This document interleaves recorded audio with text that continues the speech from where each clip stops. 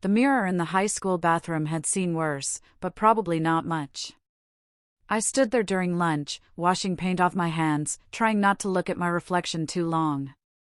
Someone had written "Too ugly to love" across my locker in permanent marker that morning. Third time this month. My best friend Maya found me there, arms crossed, that look on her face that meant she'd already planned my defense. "Ignore them," she said, like it was simple, like words didn't leave marks deeper than the paint staining my fingernails. "They're just jealous." Jealous of what? My thrift store clothes? My crooked teeth I couldn't afford to fix? The acne that no amount of drugstore cream could control? I was 17 and invisible except when people needed someone to mock. Art class was my only escape, the one place where being different meant something good. Mrs. Chen said I had real talent, that my paintings showed emotion most people spent lifetimes learning to express. But talent didn't matter at Jefferson High. Pretty mattered. Popular mattered. I had neither. The cafeteria smelled like industrial cleaner and disappointment. I sat at our usual table in the corner, the one near the vending machines that nobody wanted. Maya slid her tray next to mine, already launching into a story about her weekend. She had that gift, filling silence so I didn't have to, understanding that some days I just needed to exist quietly. That's when Brandon Chen walked by. Not related to Mrs. Chen, just shared the unfortunate last name and the fortunate genetics of someone who looked like they belonged in magazines. He was talking to his girlfriend Amber, their hands linked like they'd been born connected. Amber was everything I wasn't. Clear skin, perfect smile, clothes that actually fit her like they were supposed to. She laughed at something Brandon said, that light, musical sound that made other people smile just hearing it. Then her eyes landed on me. "Oh look," she said, loud enough for half the cafeteria to hear. "It's trying to eat in public." Brandon didn't stop her. Nobody ever did. That was the thing about being ugly in high school. People treated cruelty toward you like a free pass, like you'd somehow agreed to be everyone's punching bag just by existing in a body that didn't meet their standards.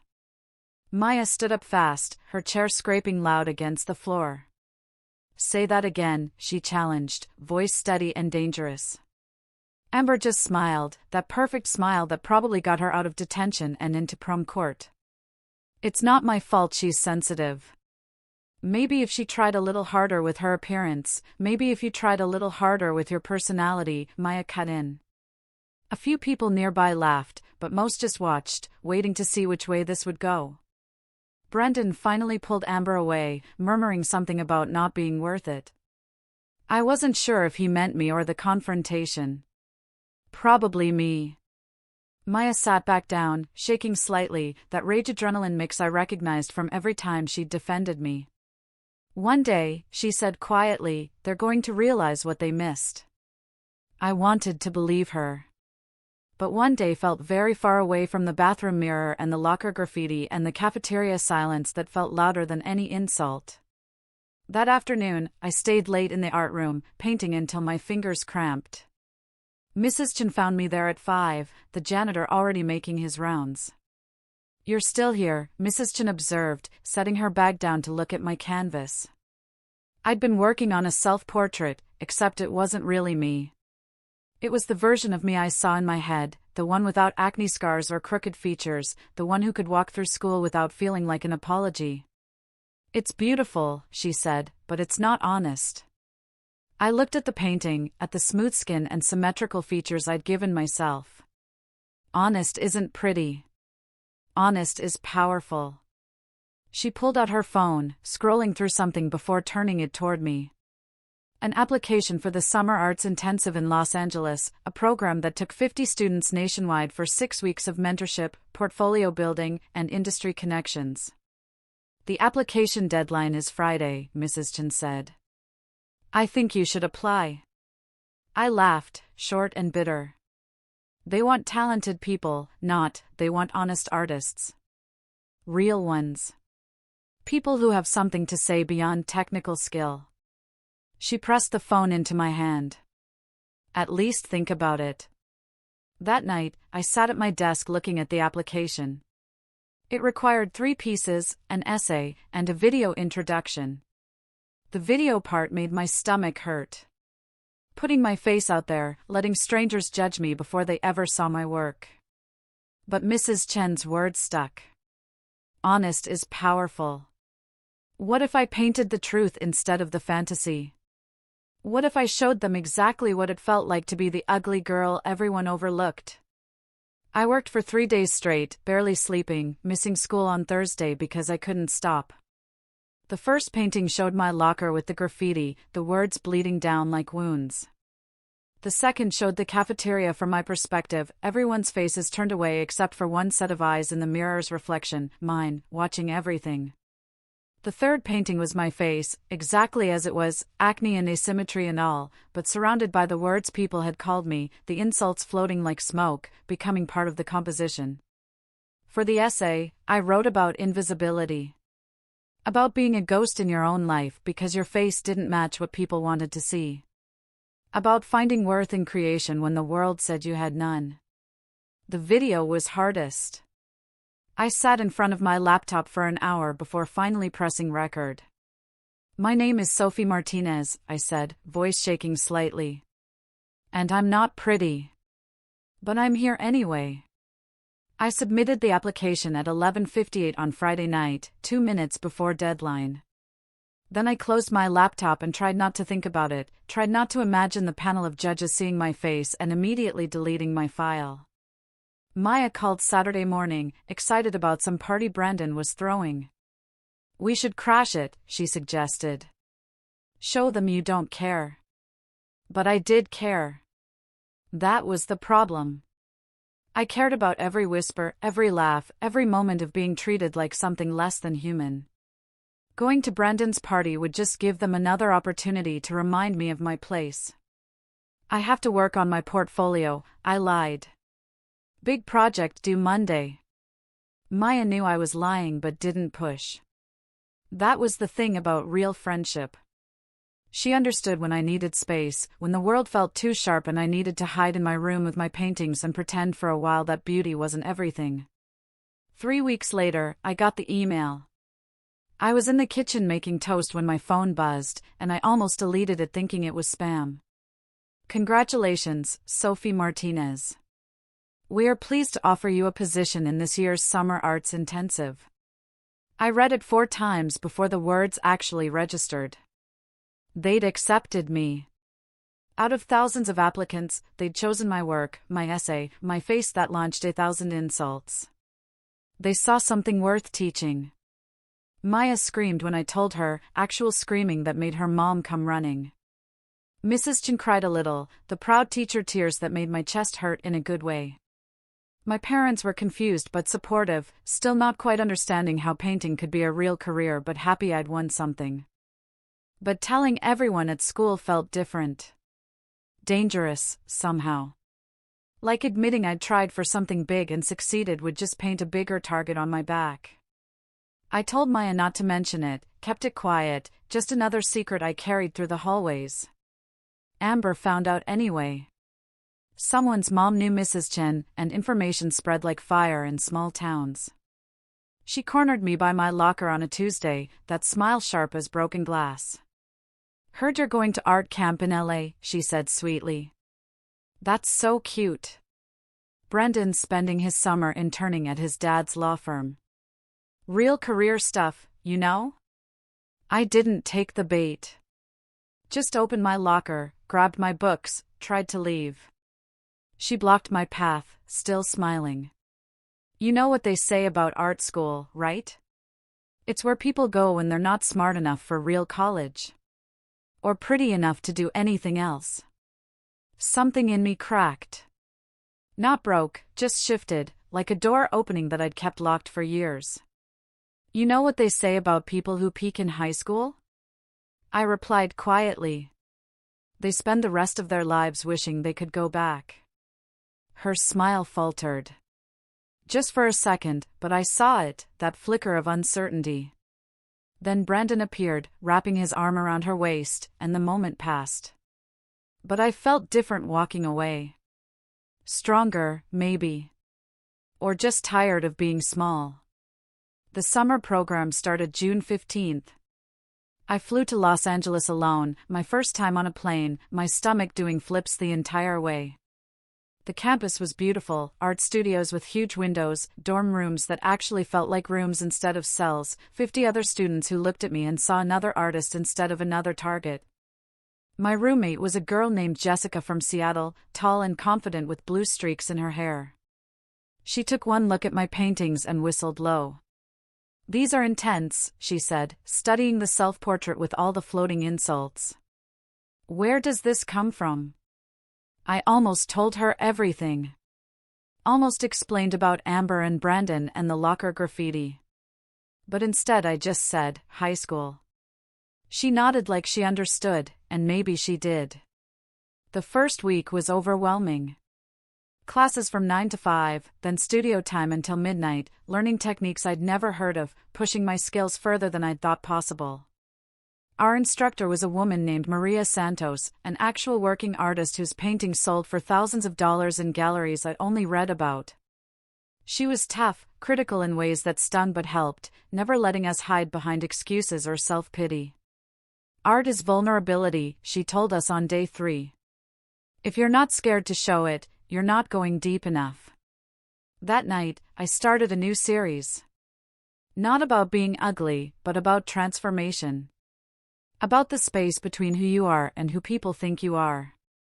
About finding power in the parts of yourself the world tries to erase. The paintings were raw, honest, sometimes ugly in ways that had nothing to do with physical appearance. By week 4, something had shifted. Not just in my work, but in me. I walked differently, stood straighter, met people's eyes instead of studying the floor. Jessica noticed. "You seem lighter," she said one night while we painted side by side. "Like you left something heavy back home." Maybe I had. Maybe I'd left behind the version of Sophie who believed every cruel word, who thought being ugly meant being worthless. This version painted her truth and didn't apologize for taking up space. The program culminated in a showcase, our best work displayed for industry professionals, gallery owners, and talent scouts. I chose 3 pieces from my transformation series, huge canvases that showed faces breaking apart and reforming, beautiful and ugly existing in the same space. Maria stood in front of them for a long time before speaking. "This is going to make people uncomfortable," she finally said. Good. The showcase was on a Friday night. The gallery filled with people in expensive clothes, drinking wine, discussing art in that serious way that made everything feel important. I stood next to my paintings, nervous and proud in equal measure, watching strangers react to my work. Some walked by quickly, uncomfortable with the raw emotion. Others stopped, really looked, asked questions that showed they understood what I was trying to say. Then a man in a gray suit approached, studying my self-portrait with the floating insults for several minutes. He was older, maybe 40, with sharp eyes that saw everything. "Sophie Martinez?" he asked, reading my name card. I nodded, suddenly shy again. "I'm David Chin. I run a talent agency that represents emerging artists." He handed me a business card, heavy cardstock with elegant lettering. "Your work is exactly what the industry needs right now. Raw, honest, unafraid to show discomfort. Have you thought about showing professionally?" I stared at the card, at his serious expression, trying to process what he was saying. "I'm still in high school," I managed. "Even better. We can build your career properly from the ground up. I'd like to represent you, help you get gallery shows, build your brand. There's real commercial potential here. Brand. Career. Gallery shows." Words I'd dreamed about but never believed could apply to me. "I need to think about it," I said, because agreeing immediately felt too easy, too much like a dream that would evaporate if I grabbed it. David smiled, understanding. "Take your time." "But Sophie? Don't let anyone convince you that your perspective isn't valuable. The world needs voices like yours." I flew home 2 days later with David's card in my wallet, Jessica's phone number in my contacts, and a confidence I'd never felt before. High school started again in 3 weeks, senior year, the last stretch before college and real life. But I wasn't the same Sophie who'd left. I'd sold 2 paintings at the showcase. Small money, just $500 each, but it was money someone had paid for my work, validation that couldn't be argued away. I'd been invited to show at a small gallery in downtown LA in October. David had already lined up 3 magazine features about emerging young artists. Things were happening, real things, and I hadn't even graduated yet. Maya picked me up from the airport, screaming again, hugging me so tight I couldn't breathe. "Tell me everything," she demanded, and I did, the whole story spilling out during the drive home. When I got to the part about David's offer, she actually pulled over. "Sophie. This is huge. This is everything." But walking back into Jefferson High felt like stepping backward in time. The same lockers, the same fluorescent lights, the same faces that had made my life hell for 3 years. Except I wasn't the same. First day back, I walked past Amber without looking down. She said something, probably an insult about my outfit or my face, but it bounced off me like rain on glass. I had gallery shows to plan. I had an actual agent representing my work. Whatever she thought about my appearance literally didn't matter anymore. Mrs. Chen pulled me aside after art class, wanting to hear everything. I showed her photos of the showcase, the sold pieces, David's card. "I knew you could do it," she said, and I believed her. That confidence lasted until lunch, until I sat down at our usual table and heard Brandon's voice behind me. "Heard you sold some paintings," he said, not quite mocking but not quite respectful either. "That's actually pretty cool." I turned, surprised. Brandon never talked to me unless Amber was around to witness it. "Thanks," I said carefully. "My dad's law firm is redecorating their offices. We're looking for local artists. You interested?" It felt like a trap. But it also felt like an opportunity, the kind that paid better than $500 gallery sales. "Email me the details," I said, writing down my address. "I'll send you my portfolio." Amber appeared from nowhere, her smile tight. "Brandon, we're going to be late for—" She stopped, seeing us talking, her eyes narrowing. "What's this?" "Business," Brandon said simply. "Sophie's an actual working artist now. Did you know she has a show in LA?" Amber's face did something complicated, emotions shifting too fast to name. "How nice," she managed, the words sounding strangled. I grabbed my tray and walked away before it could turn into something uglier. Maya caught up with me in the hallway, grinning like she'd won something. "Did you see her face?" "She's jealous, Sophie." "Actually jealous." "Of what?" "I'm still the same person I was 3 months ago." "No," Maya said seriously. "You're really not." She was right. The difference wasn't physical, though I'd started caring less about covering every blemish, less about hiding behind my hair. The difference was internal, foundational, the kind of change that made everything else shift. I sent Brandon my portfolio that night, professionally formatted with my best pieces and their descriptions. 2 days later, his father's firm offered me a commission for paintings for their main conference room, budget of $8,000. I stared at the email until the words blurred, until Maya physically shook my shoulder to make sure I was breathing. $8,000. That was more than my parents made in a month. That was college tuition money, art supplies for years, proof that this could actually work as a career. I called David immediately, asking about contracts and terms and making sure I wasn't getting scammed. He laughed, that warm sound that meant he genuinely cared about my success. "This is legitimate, Sophie. And it's just the beginning. Trust me." The commission took 6 weeks to complete. I painted during every free moment, at lunch, after school, weekends at the studio Mrs. Chen let me use. The pieces were professional, polished, different from my raw emotional work but still distinctly mine. Brandon's father loved them. Hung them in the conference room with little plaques that said original work by Sophie Martinez. Suddenly I wasn't just the ugly girl from Jefferson High. I was the artist.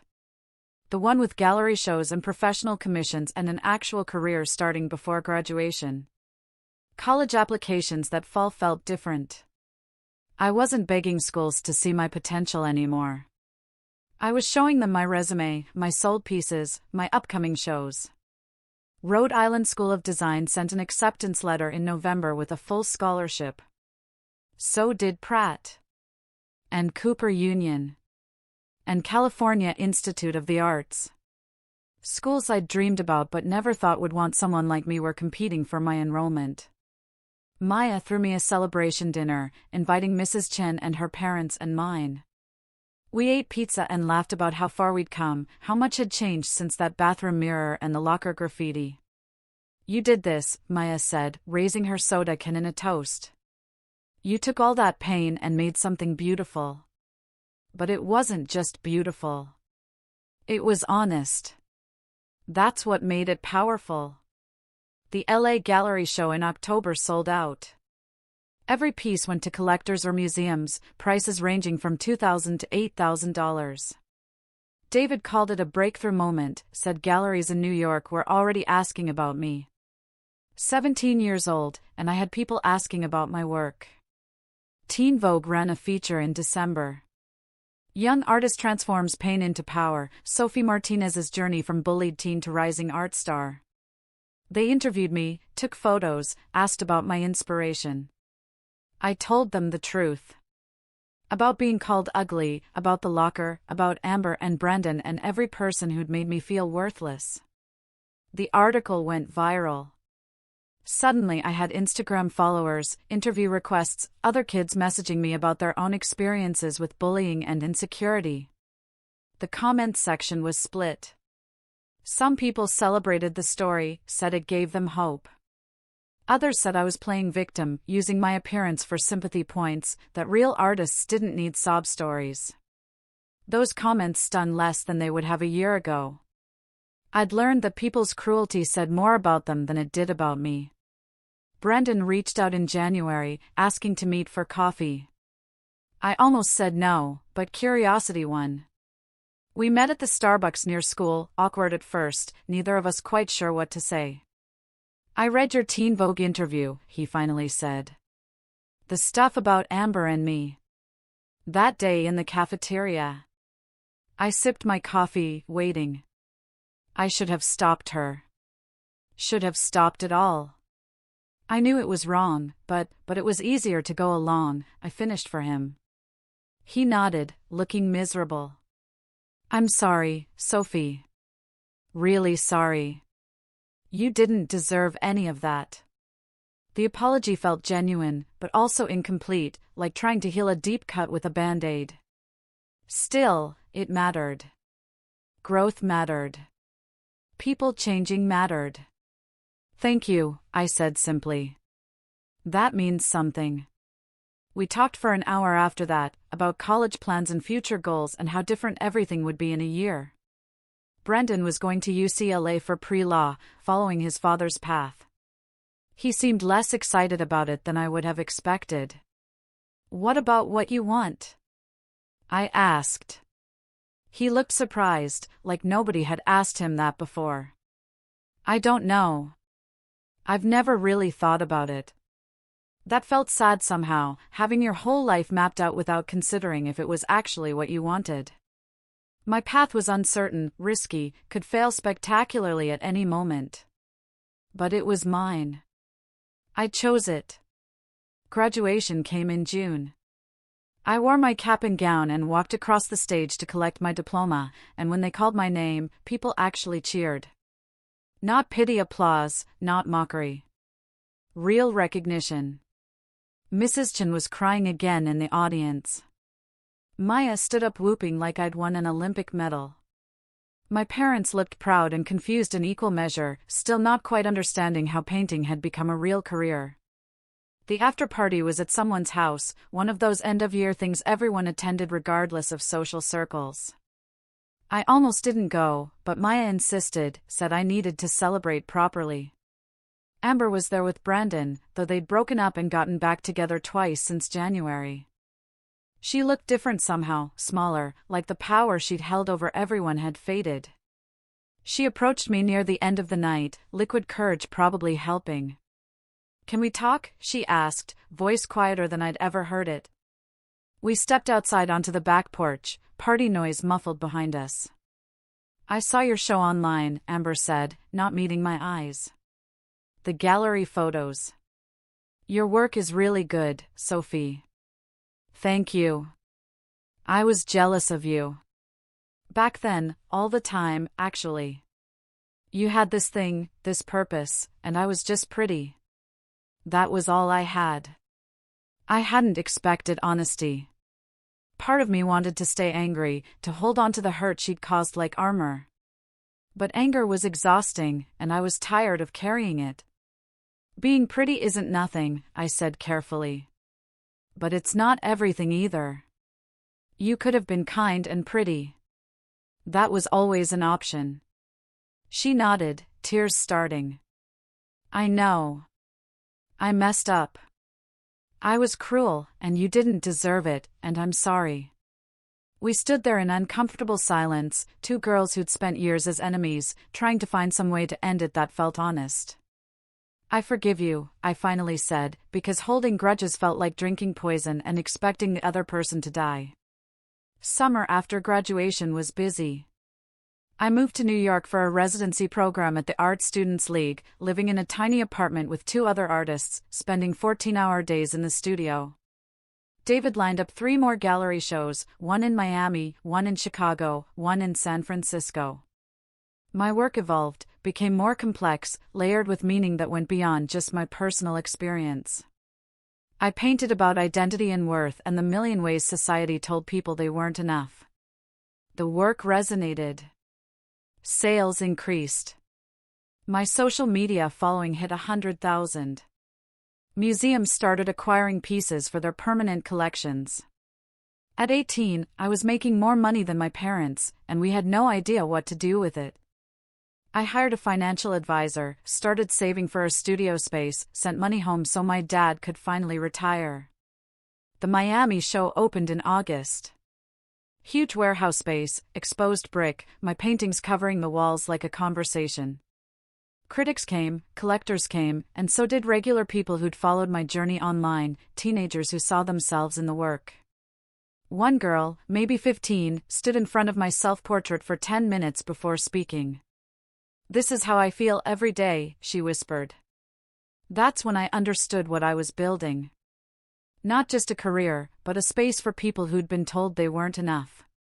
A reminder that beauty was complicated and subjective and ultimately less important than authenticity.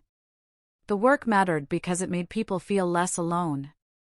September brought the New York Gallery Show, my biggest yet.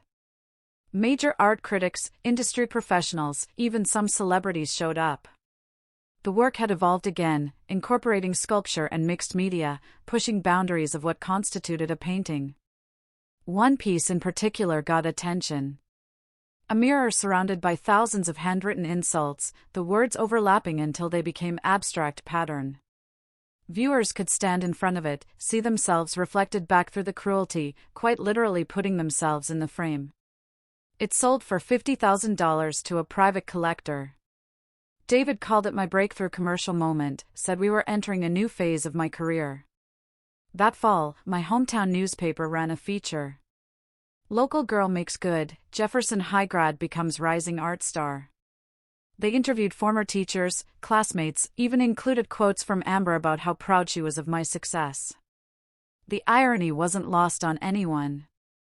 Maya sent me a photo of the article with laughing emojis.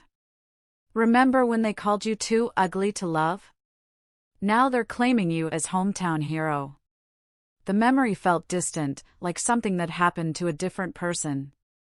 I was still the same Sophie, same face, same features that didn't match conventional beauty standards. But somewhere along the way, I'd stopped caring about matching. I'd found worth in creation instead of appearance, in voice instead of validation. In October, Teen Vogue asked me to speak at their Young Women's Conference. 3,000 girls in a convention center, all watching me walk onto that stage, none of them seeing ugly. They saw success. They saw proof that you could take pain and transform it into power. For years, people told me I was too ugly to matter, I said into the microphone, voice steady. They said it to my face, wrote it on my locker, whispered it in hallways. And I believed them. I believed that beauty was everything, that without it, I had no value. The room was completely silent. But they were wrong. And more importantly, I was wrong for believing them. Because beauty isn't just what you see in mirrors or magazines. It's in creation, in honesty, in refusing to shrink yourself to make others comfortable. 3,000 girls stood up and applauded. Some were crying. Many were filming. The speech went viral overnight, millions of views across platforms, celebrities sharing it, news outlets covering it. Suddenly I wasn't just a rising artist. I was a voice for everyone who'd ever been told they weren't enough. The opportunities multiplied. Book deals, speaking engagements, collaborations with major brands who wanted to align with my message. David hired an assistant just to manage my schedule. At 19, I bought a studio in Brooklyn, huge industrial space with northern light and room to actually work at scale.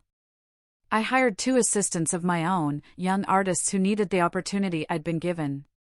The work continued. More shows, bigger sales, growing recognition. But the foundation stayed the same, that commitment to honesty, to showing the parts of being human that weren't pretty but were real. In December, I got invited to speak at Jefferson High's Winter Assembly. Mrs. Chen arranged it, said current students needed to hear my story. Walking back into those hallways felt surreal. Same lockers, same fluorescent lights, but I was completely different. Not because of success or money or recognition. Because I'd learned that other people's cruelty didn't define my worth. The assembly was mandatory, so everyone was there. Current seniors, juniors, the same age I'd been when this journey started. I stood on that stage looking at hundreds of faces and saw myself in many of them. The quiet kids in the back. The ones who dressed different or looked different or just felt different. My name is Sophie Martinez, I started. And 2 years ago, someone wrote "Too ugly to be loved" on my locker in this building. The room went completely silent. They weren't wrong about me being ugly. By conventional standards, I don't meet beauty expectations. But they were wrong about the love part. Because I learned that being loved starts with loving yourself enough to not need everyone else's approval. I told them about the paintings, about David, about transforming pain into purpose. About choosing authenticity over acceptance. Some of you will leave here and become doctors or lawyers or teachers. Some will work in retail or construction or food service. Whatever you do, remember this: other people's opinions of you are temporary, but your opinion of yourself is permanent. Choose carefully what you believe. The applause was genuine, warm. After, students lined up to talk to me, ask questions, share their own stories of bullying and insecurity. One girl, thin and awkward with braces, whispered, "They call me ugly too." I looked at her seriously. Then paint it. Write it. Sing it. Turn it into something they can't take away from you. Before leaving, I stopped by my old locker. Someone had finally painted over the graffiti, but I could still see the faint outline of those words if I looked hard enough. Too ugly to be loved. For years, I'd believed it. Let it define me, shape me, make me small. But standing there at 19, successful artist with gallery shows and museum acquisitions and a voice people actually listened to, I realized something simple. They'd been trying to break me. Instead, they'd given me material. Every insult became a painting. Every moment of cruelty became motivation. Every person who'd said I wasn't enough had just proven they didn't understand what enough actually meant. Maya met me outside, waiting to drive me back to the city. "How does it feel?" she asked. "Coming back as Sophie Martinez, superstar artist?" I thought about it, about the girl I'd been and the woman I'd become, about all the miles between those two versions. "It feels like proof," I said finally. "That they were wrong, and I was right to keep going." We drove away from Jefferson High, past the cafeteria where Amber had mocked me, past the art room where Mrs. Chen had believed in me, past every place that held a memory of being less than. But I wasn't less than. I never had been. I was just exactly enough, right from the start. Some people see it immediately. Others need you to become a superstar before they notice. But the truth doesn't change based on who's watching. You're enough whether they see it or not. The key is seeing it yourself. I drove toward the city with Maya beside me, toward my studio and my work and my purpose.